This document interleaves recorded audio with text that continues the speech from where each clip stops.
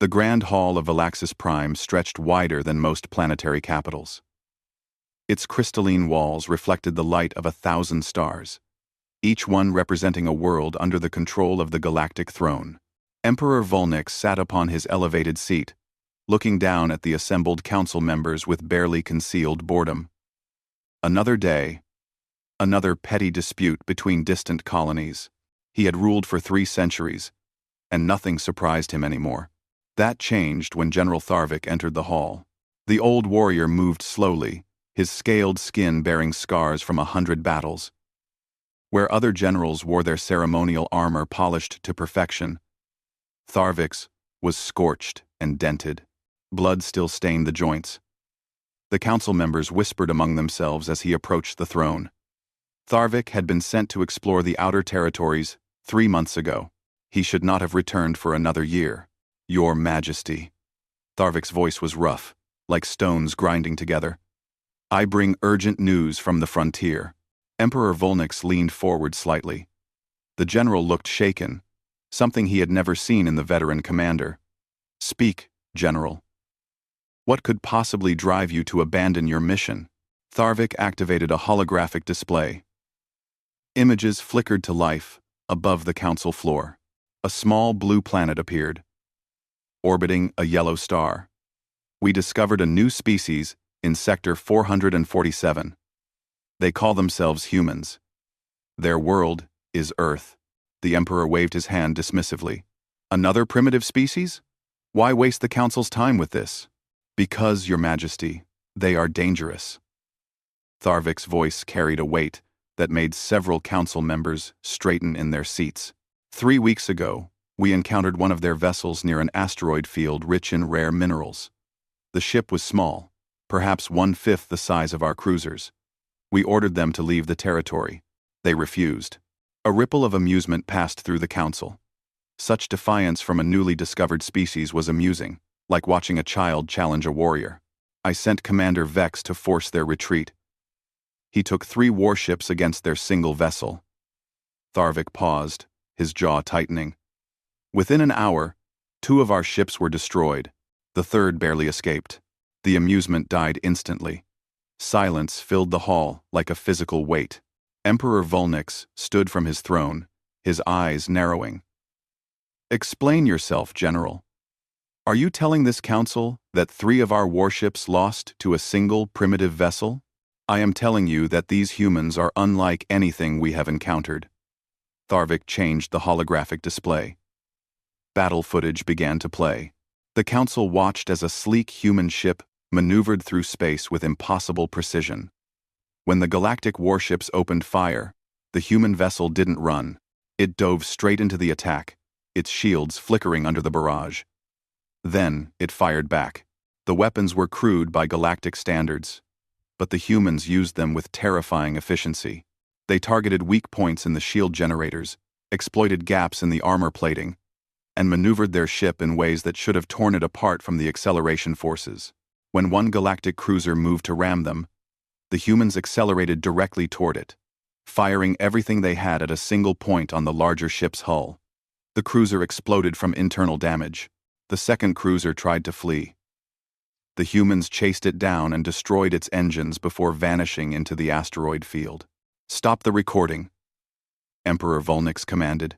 His voice was cold now, stripped of its earlier boredom. Who commanded that human vessel? Tharvik pulled up another image. A human male appeared, wearing a simple military uniform. This is Captain Dae-ho, commander of the ESS Defiant. We managed to intercept some of their communications. He told his crew that retreat was not an option, that if they ran from bullies once, the bullies would keep coming back. Bullies. Counselor Rax repeated the word with disgust. They dare call the Galactic Empire bullies? They do not recognize our authority, Tharvik said. They do not fear our power. After the battle, Captain Dae-ho sent us a message.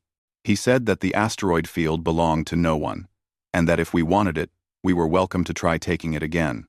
Emperor Volnix descended from his throne, his robes flowing behind him like liquid metal. He approached the holographic display, studying the frozen image of Captain Day-Ho. The human's face showed no fear, only determination. "What are your recommendations, General?" "Known. Leave them alone," Tharvik said without hesitation. "Establish a neutral zone around their territory. Do not engage unless absolutely necessary. These humans are warriors by nature. They do not fight like other species. They fight like they have nothing to lose." The Emperor stared at him for a long moment. Then, he laughed. The sound echoed through the hall, and soon other council members joined in. "You want me to be afraid of primitives? You want the galactic throne to hide from a species that just discovered faster than light travel? I want you to be smart," Tharvik said, his voice steady despite the laughter around him. "I have fought for the Empire for 200 years. I have conquered 50 worlds. I have seen species surrender at the sight of our fleet. These humans are different. They would rather die fighting than live on their knees." "Then they will die," Emperor Volnix declared. The laughter stopped.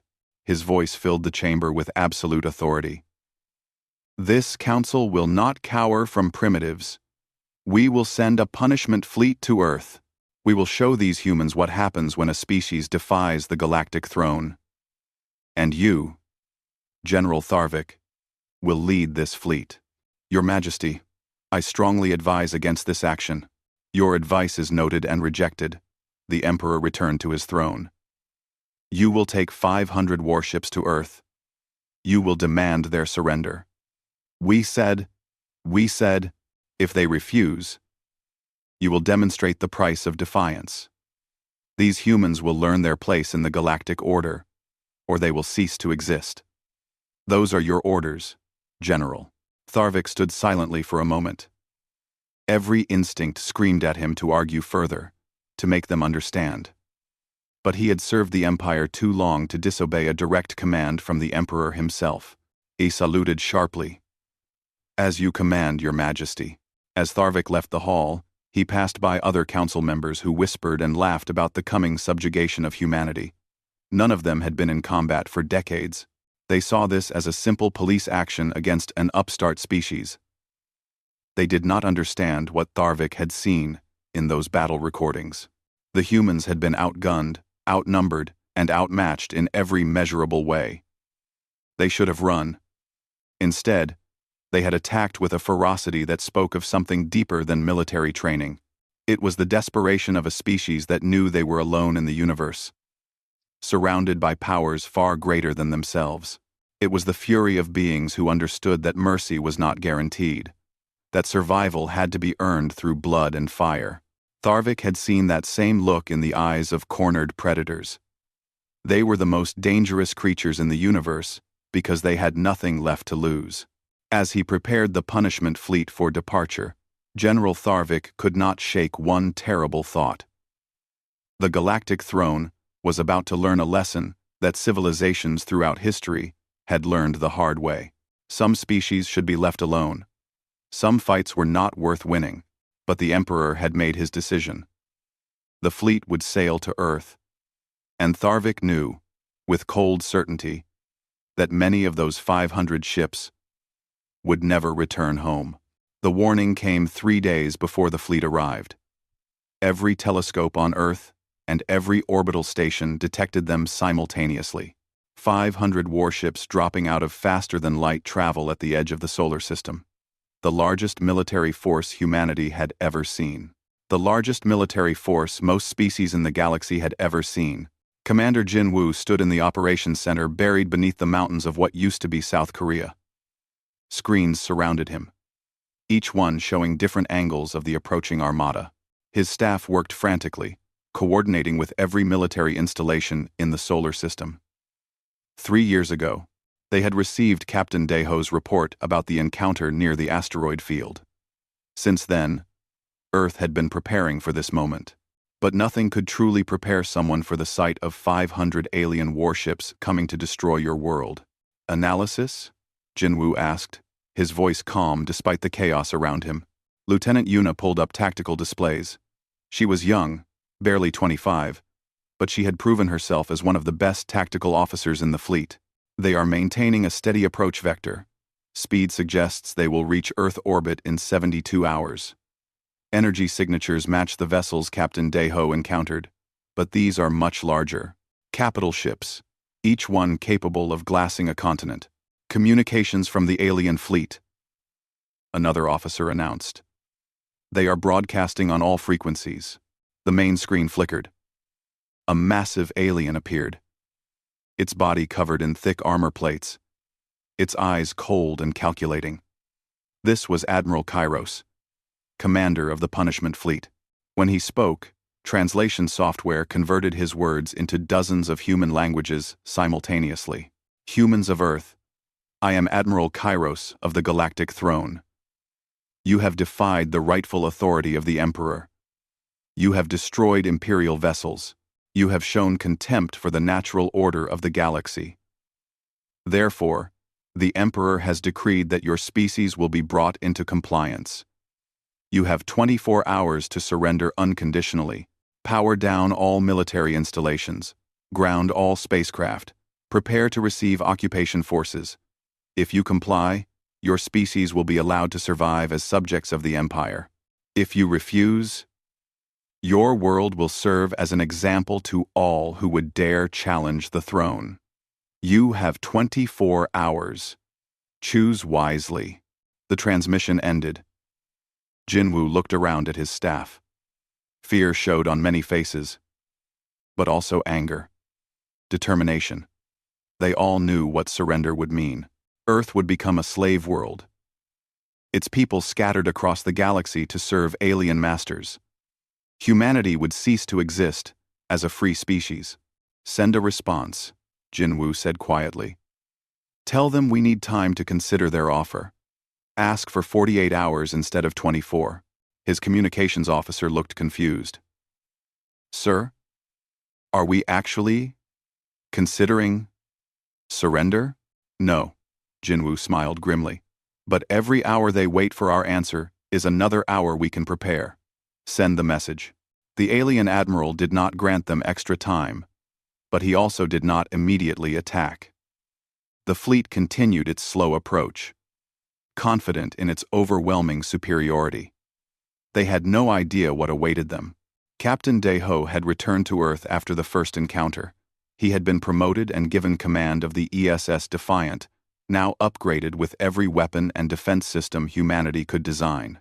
He floated in zero gravity aboard his ship, positioned near Mars along with 50 other human warships. It was a pitifully small force compared to the alien armada, but it was what they had. 24 hours are up, his tactical officer reported. The alien fleet is accelerating toward Earth. Deho activated the fleet-wide channel. All ships, this is Defiant Actual. They think we will surrender. They think we will beg for mercy. But they do not understand something important about humanity. We do not surrender our home. We do not kneel to tyrants. Today, we show them what it means to threaten Earth. All ships, weapons free, engage at will. The 50 human warships broke formation, scattering in different directions. The alien fleet, expecting either surrender or a simple defensive line, found itself facing chaos instead. Human ships darted between asteroids, used planets for gravitational assists, and attacked from unexpected angles. Yuna led a squadron of 12 fighters toward the alien fleet's left flank. Her squadron was equipped with new experimental weapons, reverse-engineered from the captured alien technology. As they approached, her targeting computer locked onto a cluster of alien cruisers. Ghost Squadron. This is Ghost Leader, she transmitted to her pilots. Remember your training. Hit hard, hit fast. Get out before they can respond. Target their shield generators first. For Earth, 12 voices echoed back. They opened fire at maximum range. The aliens expected human weapons to be weak, primitive. They were wrong. The reverse-engineered plasma cannons punched through shield generators with devastating efficiency. 3 alien cruisers lost their defensive shields within seconds. Before the aliens could react, Yuna's squadron launched their secondary weapons. Missiles designed specifically to exploit the weaknesses in alien armor plating. Explosions blossomed across the alien formation, but the aliens had numbers. For every ship the humans damaged, 10 more returned fire. Yuna watched as 2 of her squadron members vanished in brilliant flashes of light. Their ships simply ceased to exist, vaporized by alien weapons. All ships, evasive pattern Delta, she commanded, her voice tight. The survivors scattered, diving back toward the asteroid belt. The aliens gave chase, but human ships were faster and more maneuverable in close quarters. They had been designed for exactly this kind of fighting.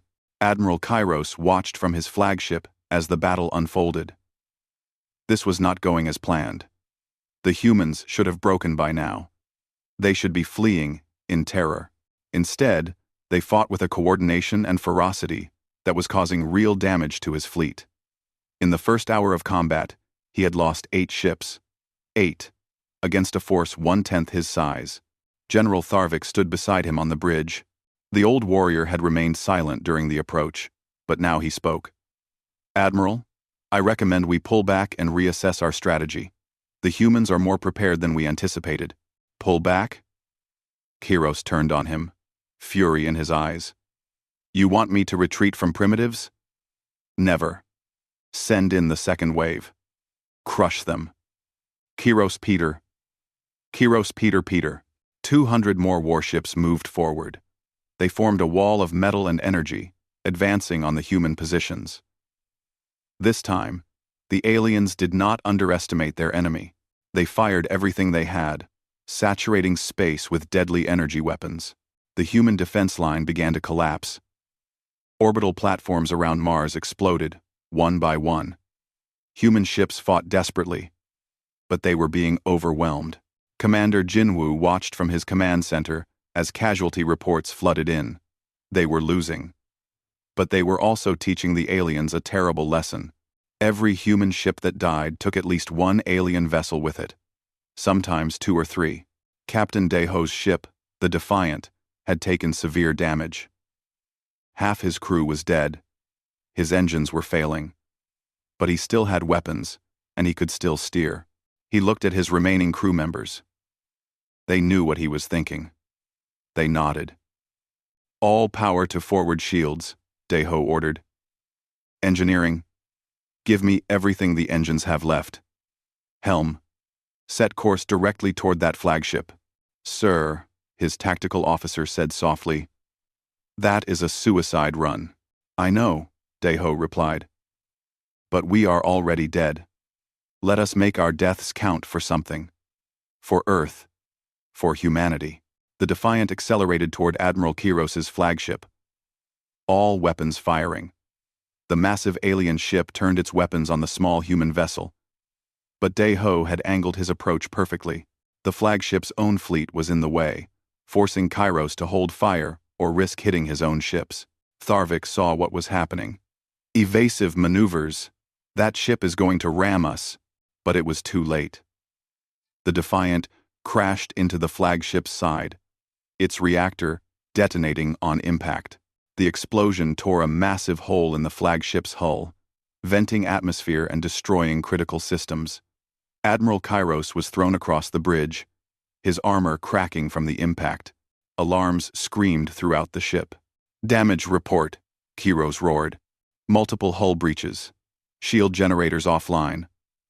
Weapons at 40% capacity. Engine room is gone." The reports kept coming, each one worse than the last. General Tharvik pulled himself up from the floor. Blood ran down his face from a cut above his eye. He looked at Admiral Kairos with something close to pity. "This is what I tried to warn you about. Humans do not fight to win. They fight to make winning too expensive.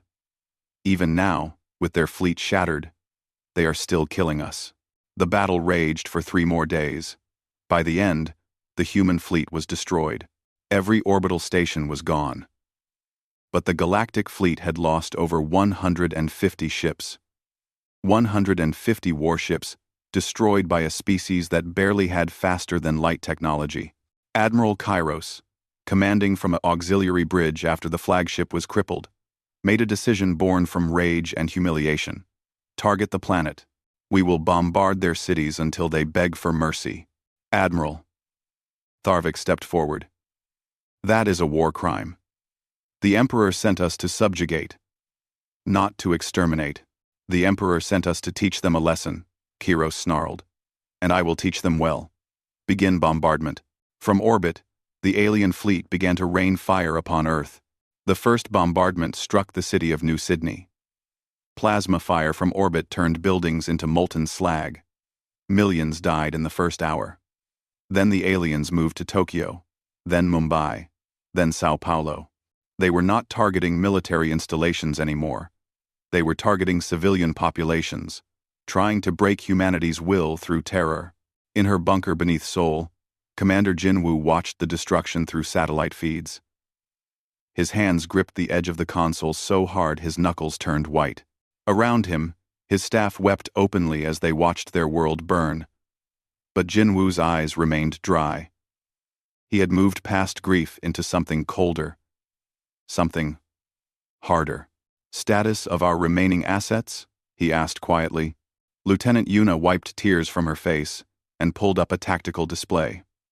She was one of the few pilots who had survived the space battle. Her squadron had been decimated, but she had made it back to Earth. We have 17 fighters still operational. 3 submarines, armed with nuclear missiles. 2 ground-based railgun installations. And 1 piece of good news. Commander. What is it? The ESS Vengeance just made it back from Titan. Captain Hyojin and the engineering team successfully completed the new drive system. The ship is damaged, but it is faster than anything the aliens have. If we can get it past their blockade, it could escape. Jinwoo considered this. One ship could not save Earth, but one ship could tell the rest of humanity what happened here. They had colonies on Mars, on the moons of Jupiter, on distant asteroids. If Earth fell, those colonies would need to know what they faced.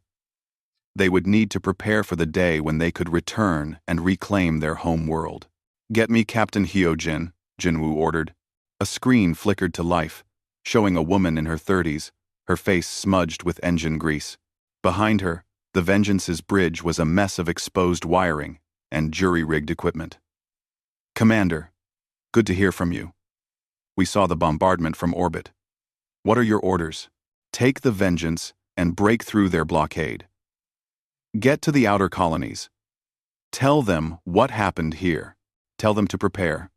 Tell them we did not surrender. Hyojin nodded slowly. What about Earth? We are just going to run? You are going to survive, Jinwoo said firmly. So that one day, you can come back. Humanity does not end here, Captain. Not today. In orbit, Admiral Kairos watched the destruction below with satisfaction. 2 days of bombardment had reduced Earth's major cities to ruins. Surely now the humans would surrender. Surely now they would beg for mercy. He broadcast another message to the planet. Humans of Earth, you have seen what defiance costs. Surrender now, and I will cease the bombardment. Resist further, and I will turn your entire world into ash. You have 1 hour to respond. General Tharvik stood at the back of the auxiliary bridge, watching the Admiral with disgust. This was not warfare. This was slaughter.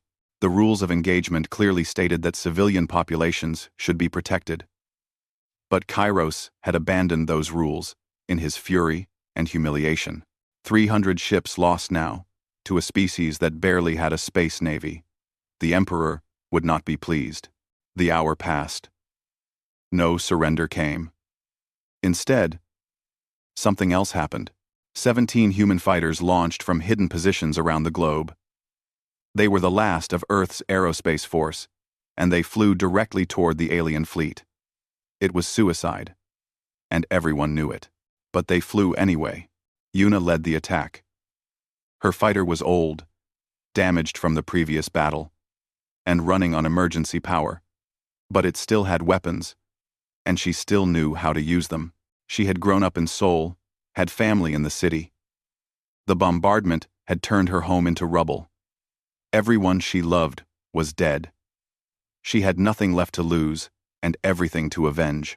Ghost Squadron, this is Ghost Leader, she transmitted. Only 5 other pilots responded. 5. Out of 12 who had started this war.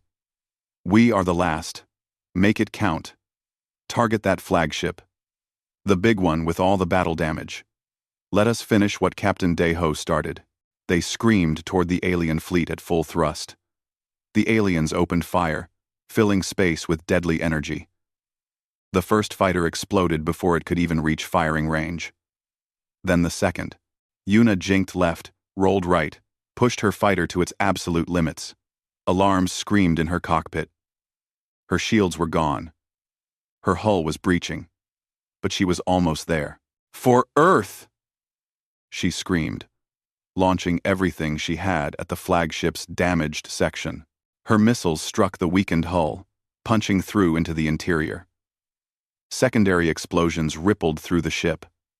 On the bridge, Admiral Kairos was thrown from his feet as the deck buckled. Emergency force fields slammed into place, sealing off breached sections. Direct hit on sections 7 through 12. An officer reported. We have lost main weapons, secondary shields, and the forward hangar bays. Casualties are heavy. General Tharvik moved to the tactical display. 3 more human fighters were still attacking, weaving through the alien fleet like angry wasps. They could not win. They knew they could not win, but they fought anyway, each one taking at least 1 alien ship with them before they died. It was madness. It was magnificent. It was terrifying. The last fighter rammed an alien cruiser, detonating its reactor in a final act of defiance. Then, there was silence. The human aerospace force was gone, but something else was happening. Deep beneath the Earth's surface, in the command bunker, Jin Woo received a message from Captain Hyojin. The Vengeance had detected a gap in the blockade, created by the suicide attack. They could make it through, but they needed a distraction. All remaining forces, this is Command Actual, Jin Woo transmitted on all frequencies, including those the aliens could intercept. Prepare to launch all nuclear weapons at the alien fleet. Authorization code Alpha Zulu 77. This is our final strike. For Earth. It was a bluff. They had 3 nuclear missiles. Not hundreds. But the aliens did not know that. As soon as the transmission went out, every alien ship turned their sensors toward Earth, searching for the launch sites of these weapons. Their formation broke apart as ships moved to defensive positions. In that moment of chaos, the Vengeance fired its engines and shot through the gap. Captain Hyojin pushed the experimental drive to maximum, and the ship vanished into faster-than-light travel before the aliens could react. They had escaped. Humanity would survive, at least somewhere. Admiral Kairos realized too late what had happened. Find that ship. I want it destroyed. It is gone, Admiral, his sensor officer reported. The new drive system is unlike anything we have seen. We cannot track it. Kairos slammed his fist against the console, denting the metal. He had been tricked. Made to look like a fool by primitives. His fleet was shattered, his flagship crippled, and now a human ship had escaped to warn others. The Emperor would have his head for this disaster. Resume bombardment, he ordered coldly. Turn that planet into a tomb. But then something unexpected happened. A transmission came from the galactic throne itself, sent at faster-than-light speeds. The Emperor's face appeared on the screen, and his expression was not pleased. Admiral Kairos, you will cease all offensive operations immediately. Reports of your bombardment have spread throughout the galaxy. Several client species are now questioning our methods. You have created a diplomatic nightmare. General Tharvik is hereby given command of the fleet. You will return to Valaxis Prime to answer for your actions. Kairos opened his mouth to protest, but the Emperor's image vanished.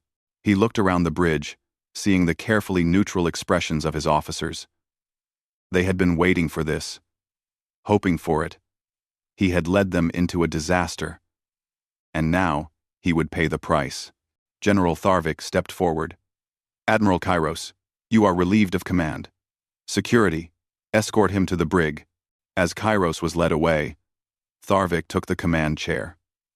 He looked at the image of Earth on the main screen, a blue and green world now covered in smoke and fires. So much destruction, so much death, and for what?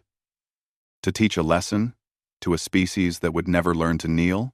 Recall all ships to high orbit, Tharvik ordered. Cease all bombardment operations.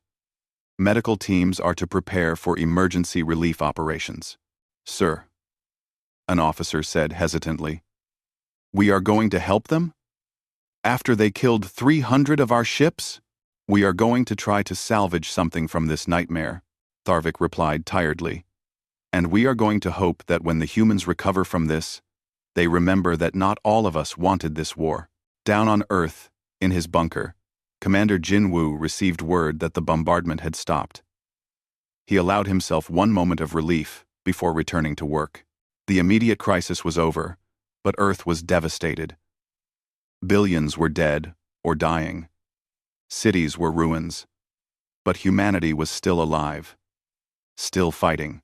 And somewhere out there, the vengeance was racing toward the colonies, carrying the truth of what had happened here.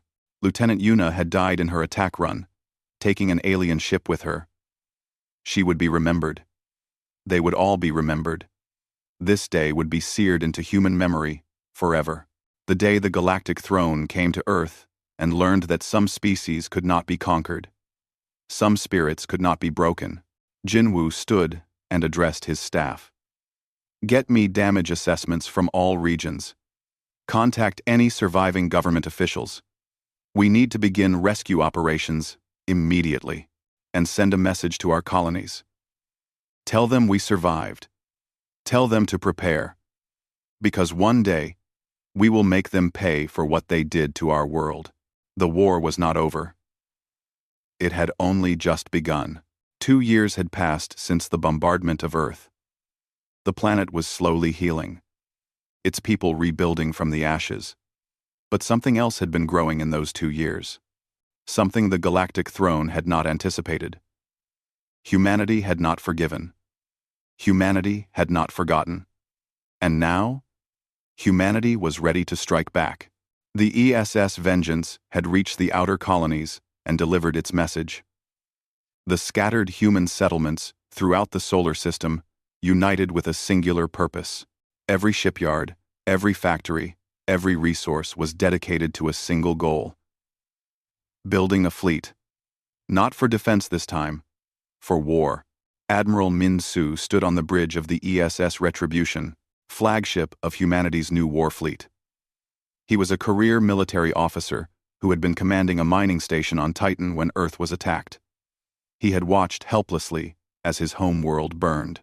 Now, he commanded 200 warships, each one built with a combination of human innovation and captured alien technology.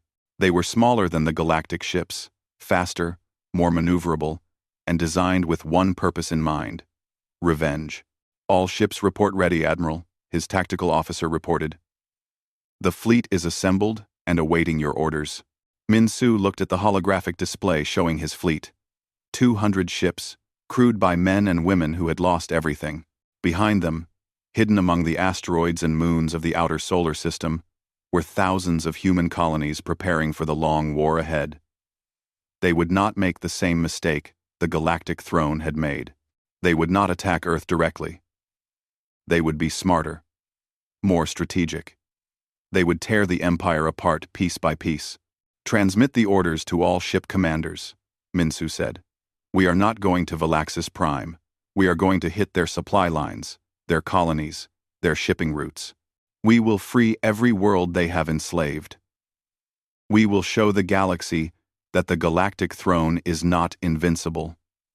And we will make them pay for every life they took from Earth. The fleet jumped to faster-than-light travel, vanishing from the solar system. Their first target was a world called Dravis, a mining colony on the edge of galactic territory. The inhabitants were a species called the Neth, small reptilian beings who had been conquered by the throne 3 centuries ago. They worked the mines under brutal conditions, extracting rare minerals that fueled the galactic war machine. When the human fleet arrived, they found a small garrison of 20 galactic warships protecting the planet. The aliens detected the human fleet and immediately sent a distress signal. But before reinforcements could arrive, the battle was over. Human ships swarmed the garrison, using tactics learned from their desperate defense of Earth. They attacked from multiple vectors, exploited weaknesses, and showed no mercy. Within an hour, every galactic ship was destroyed. Admiral Min-Su broadcast a message to the planet below. People of Dravis, we are humans from Earth. The Galactic Throne attacked our world and killed billions of our people. We are here to offer you freedom. Join us in fighting against the throne, or remain neutral. We will not force you. But we will not allow this world to continue supplying the empire that destroyed our home. The response came quickly. The Neth people had suffered under galactic rule for generations. They welcomed the humans as liberators. Within days, the mines were shut down, and the Neth began preparing for the inevitable galactic counterattack. But the humans had a plan for that too. Captain Hyojin had been busy in the 2 years since escaping Earth. She had used the captured alien technology to design new ships, new weapons, and new tactics.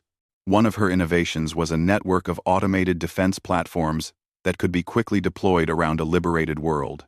By the time the galactic reinforcements arrived at Dravis, they found the system heavily fortified. The attack failed, costing the throne another 30 ships. The pattern repeated across dozens of systems. Human strike forces would appear without warning, destroy the garrison, liberate the local population, and vanish before major reinforcements could arrive. Sometimes they fought. Sometimes they sabotaged. Sometimes they simply destroyed supply depots and disappeared into the void. The galactic throne was vast, but even a vast empire could bleed from 1,000 cuts.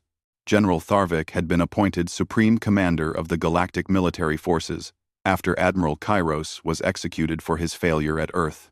The old warrior sat in his office on Valaxis Prime, studying reports from across the Empire. Everywhere he looked, he saw the same story: human attacks, lost ships, rebellions inspired by Earth's example. The Empire was fracturing, and he did not know how to stop it. A knock on his door interrupted his thoughts. Enter. A young officer stepped in, looking nervous. General, we have received a communication from one of the liberated worlds. A species called the Korath. They claim to have captured several human agents and are offering to return them to us in exchange for their freedom from the Empire. Tharvik's eyes narrowed. The Korath are slave traders. Why would the humans be operating on their world? According to the message, the humans were attempting to free Korath slaves. This was troubling. The humans were not just attacking military targets. They were actively working to undermine the Empire's entire structure. Tharvik made a decision. Tell the Korath we accept their terms. Grant them autonomy. Return the human prisoners. The officer looked shocked. Sir, the Emperor will not approve of this. We do not negotiate with traitors. The Emperor is not here. And I am in command of this situation, Tharvik said firmly. Do as I ordered, and send a message to the human fleet. Tell them I want to talk. The message was delivered, but there was no response. The human attacks continued. Tharvik tried several more times over the following months. But the humans ignored every attempt at communication. They wanted blood, not words. Then came the breakthrough. A small galactic outpost managed to capture a human supply ship. Among the prisoners was a young woman named Ji-Ho, a civilian engineer who had been delivering medical supplies to a liberated world. She was brought to Tharvik for interrogation. The general met her in a simple room, not a prison cell. He wanted to understand these humans, not break them. Ji-Ho sat across from him, her hands bound but her eyes defiant. You are very brave, Tharvik said. Or very foolish. Traveling alone through galactic space, after what happened to Earth, Someone had to deliver those supplies, Jiho replied. People are suffering because of your empire.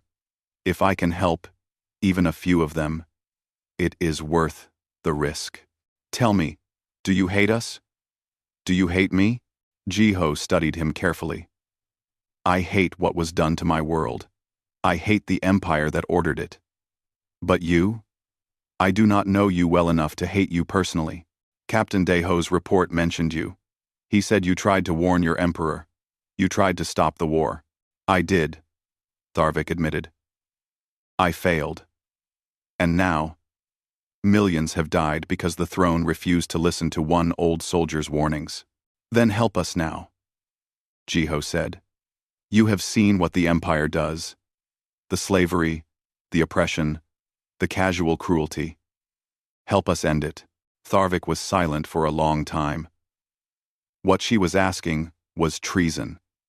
If the emperor discovered that he was even considering it, he would be executed. But he looked at this young human woman, imprisoned and alone, still defiant, still hoping for a better galaxy. She reminded him why he had become a soldier in the first place. Not to conquer, but to protect. I cannot help you openly, he finally said. But I can give you something. Information. Fleet movements. Supply routes. Weak points in our defenses. I can give you the tools to tear down this empire from within. But in return, you must promise me something. What? When this war is over, when the throne falls, you must help build something better. Not a human empire to replace the old one. A true alliance where all species are equal. Can you promise me that? Jiho met his eyes. I cannot speak for all of humanity, but I can promise to try. That is all anyone can do. Tharvik nodded. He accessed his personal computer and downloaded files onto a data chip. Years of military intelligence, gathered from a lifetime of service to the Empire. He handed it to Jiho. You will be released within the hour. My official report will say that you escaped during a prisoner transfer. Take this information to Admiral Min-Su. Tell him that not all of us are his enemy. Jiho took the chip, her hands shaking. Why are you doing this? Because I am tired of serving tyrants, Tharvik said quietly. Because I have seen too many good soldiers die for bad reasons. Because perhaps, if I do this one good thing, I can redeem some of the evil I have done in the name of the throne. True to his word, Jiho was released. She made her way back to human territory and delivered the intelligence to Admiral Min-Su. The information was invaluable. With Tharvik's data, the human fleet knew exactly where to strike for maximum effect. Over the next 6 months, the human offensive intensified. They hit supply convoys, destroyed shipyards, and liberated dozens more worlds. Each victory inspired more species to rebel. The galactic throne, which had stood for 1,000 years, was collapsing under the weight of its own corruption and cruelty. Emperor Volnix watched his empire crumble and made a desperate decision. He would gather every remaining loyal ship, every loyal soldier, and make a stand at Valaxis Prime. The humans wanted war. He would give them a war that would end either in humanity's destruction or his own. He sent out the call to all galactic forces. Return to the throne world. Prepare for the final battle. In human space, Admiral Min-Su received the intelligence about the gathering fleet. This was it. The moment they had been preparing for. The galactic throne was cornered, and cornered animals were the most dangerous. But humanity had learned from their own desperate defense of Earth. They knew how to fight when backed into a corner. Send word to all allied forces, Min-Su ordered. Every liberated world, every rebel fleet, every species that has suffered under the throne. Tell them we march on Valaxis Prime. Tell them the time has come to end this tyranny once and for all. The final battle was coming. The combined fleet that gathered at the edge of Valaxis Prime's system was unlike anything the galaxy had ever seen. 200 human warships formed the core, but they were joined by forces from 50 liberated worlds. The Neth brought mining ships converted into carriers. The Korath contributed fast attack vessels. The Talax provided heavy cruisers. Species that had been enemies for centuries now fought side by side, united by a common cause: the end of the Galactic Throne. Admiral Min Su stood on the bridge of the Retribution, looking at the tactical display. The throne world was defended by over 400 warships, the last loyal forces of the Empire. It would be the largest battle in galactic history. Hundreds of thousands would die before it ended. But there was no other choice. The Emperor had made his stand, and humanity would answer. "Admiral, we are receiving a transmission," the communications officer reported. "It is from General Tharvik." Min Su had been expecting this. The old warrior had been helping them secretly for months. But now he would have to choose a side openly. The transmission came through, and Tharvik's scarred face appeared on the screen. "Admiral Min Su, I am transmitting from a secure location on Valaxis Prime. The Emperor has gone mad. He has ordered the military to use planet-killing weapons if the battle turns against us. He would rather destroy the throne world than see it fall to rebels. You must strike quickly and capture him before he can give that order." "Where is he?" Min Su demanded. "The Imperial Palace, in the heart of the capital city. It is heavily defended, but I can provide you with shield frequencies and guard rotations. You will need a strike team, small and fast. They must reach the Emperor before the battle is won." Min Su nodded. "I will send my best. Thank you, General. When this is over, you will be remembered as the one who chose honor over loyalty to a tyrant." "I do not want to be remembered," Tharvik said tiredly. "I just want this nightmare to end." The transmission ended. Min Su turned to his staff. "Get me Captain Daeho and Lieutenant Hana. I have a mission for them." Daeho had survived the war so far, though his body bore many scars. He had been given command of a new ship, the ESS Defiant II, named after his first vessel. Hana was a scientist who had become a soldier, her expertise in alien technology making her invaluable for special operations. Together, they led a team of 30 Special Forces soldiers, the best humanity had to offer. "You want us to infiltrate the most heavily defended location in the galaxy and capture the Emperor?" Daeho asked, when Min Su explained the mission.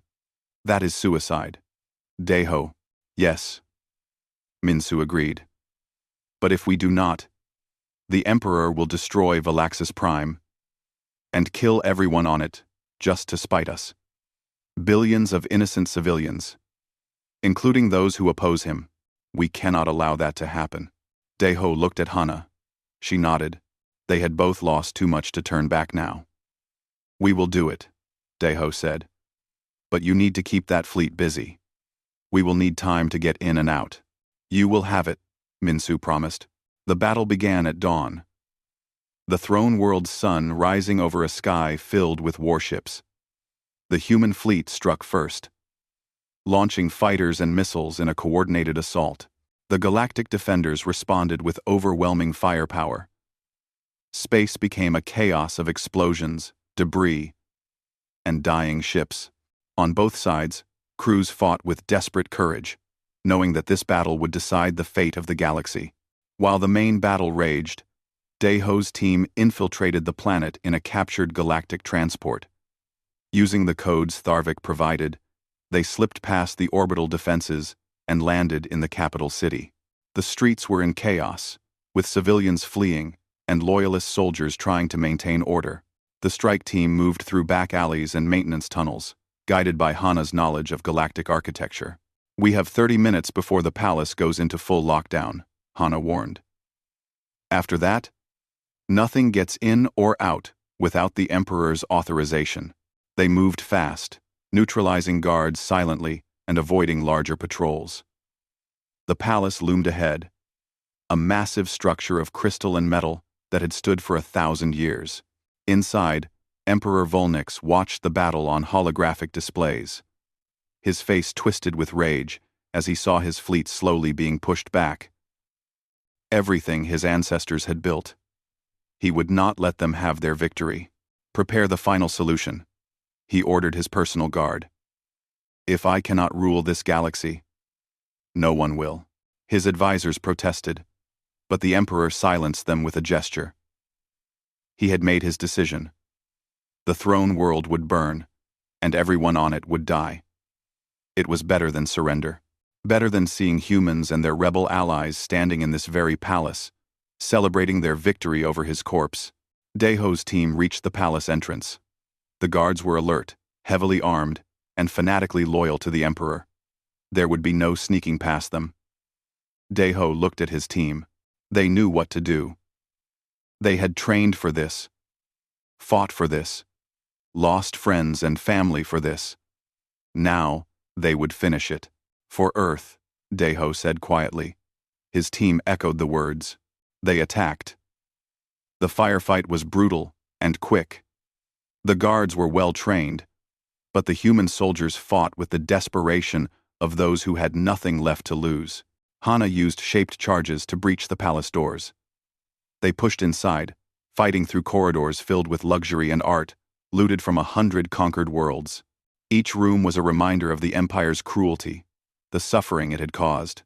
In orbit, the battle reached its climax. The galactic fleet was collapsing. Their formation had broken, and now it was every ship for itself. Admiral Min-Su pressed the advantage, but his fleet had taken heavy casualties too. Over 100 Allied ships were gone, their crews dead or dying in the void. But they were winning. Victory was within reach. Deep in the palace, Daeho's team reached the throne room. The doors were sealed, but Hana had one more shaped charge. The explosion echoed through the halls. They stormed in, weapons ready. Emperor Volnix sat on his throne, surrounded by his personal guard. In his hand was a device, a simple button that would activate the planet-killing weapons. One more step, and I destroy everything, the Emperor warned. His voice was calm, almost serene. He had accepted his fate. You do not have to do this, Hana said, stepping forward slowly. The war is over. Your fleet is defeated. But the people on this world, they do not deserve to die for your pride. Pride? Volnix laughed bitterly. This is not about pride. This is about order. The galaxy needs order, and humans have brought only chaos. You have destroyed 1,000 years of stability. For what? Freedom? Freedom is an illusion. The strong rule. The weak. That is the natural order. No, Daeho said firmly. That is tyranny, and tyranny always falls eventually. You can die a monster, Daeho, or you can live and face justice. Choose. For a long moment, Volnix stared at them. Then his hand moved toward the button. 3 shots rang out simultaneously. Daeho, Hana, and another soldier fired at the same instant. The Emperor fell, the device clattering from his hand. One of the human soldiers rushed forward and crushed it beneath his boot. General Tharvik entered the throne room moments later, having fought his way through the palace from another direction. He looked at the dead Emperor, then at the humans standing in the heart of galactic power. It is over, he said. I have ordered all remaining forces to stand down. The Empire has fallen. News of the Emperor's death spread quickly. In orbit, the galactic ships began to surrender. Some fought to the end, but most simply powered down their weapons and awaited instructions.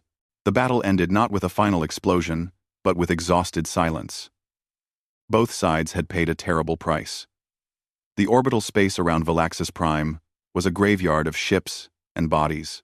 Admiral Min-Su broadcast a message to all forces, both Allied and former Imperial. The war is over. The galactic throne has fallen. We did not come here to conquer. We came here to end a tyranny that has oppressed countless species for a millennium. Now, we must build something better. A true council, where all voices are heard, where no species can dominate others, where freedom is a right, not a privilege granted by tyrants. In the days that followed, representatives from every species gathered on Valaxis Prime. Humans, Neth, Korath, Talax, and dozens of others. Even some of the former galactic military joined them, officers and soldiers who had grown tired of serving an evil empire. Together, they began drafting the charter for a new galactic alliance. General Tharvik was offered a position of leadership, but he declined. "I have fought enough," he said. "I want to see Earth. I want to see the world that defied an empire and changed the galaxy." He traveled to Earth with a small delegation. The planet was still recovering from the bombardment, but life had returned. Cities were being rebuilt. Children played in parks. People lived and laughed and hoped for the future. Tharvik walked through the streets of Seoul, which had been rebuilt from ruins.